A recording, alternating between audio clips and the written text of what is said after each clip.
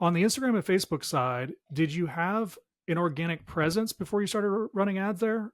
Or did you start to build that while you were running ads? Yeah, Or it's a did you great build it at question. all?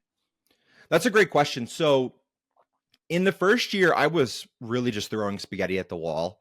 Yeah. We had an organic presence on Facebook and Instagram because I was putting out like clips from the podcast on there pretty regularly. Basically, Mhm. every new episode, 2 or 3 clips. Okay. Um, but once we decided to stop doing that, I really had to think like long and hard of like what is gonna go on these channels now. Yeah. And what I started doing is publishing things like our release notes early on, Okay. with just like a simple picture, a link to it.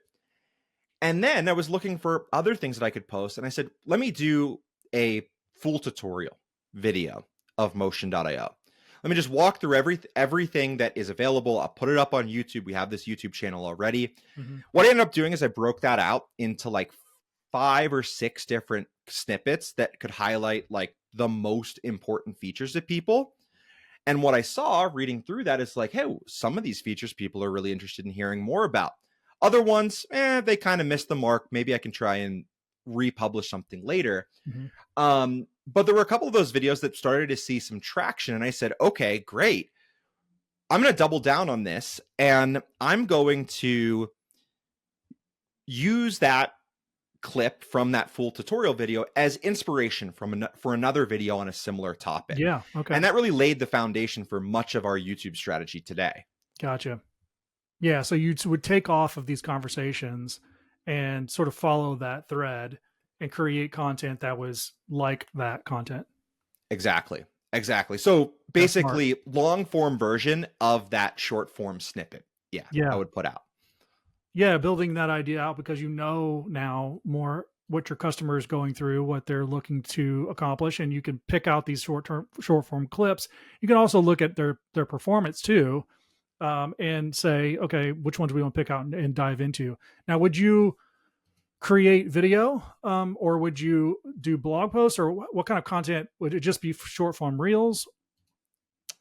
So the foundation for everything was really long form Okay. content, was doing that initial version of a long form tutorial video.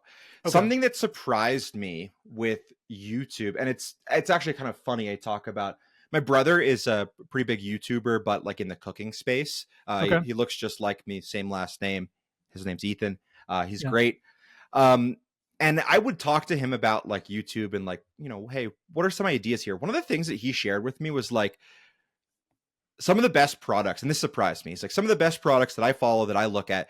He's like, I think the number one video I go to on their channel is that like full length 20-minute tutorial video. Yeah. And I said, I would have always thought that that kind of thing was like too long for people to watch. But I tried it and it ended up working. So Hmm. with that, I was able to pull out clips of that and start repurposing them the exact same way I had done with the The podcast. podcast. Yeah.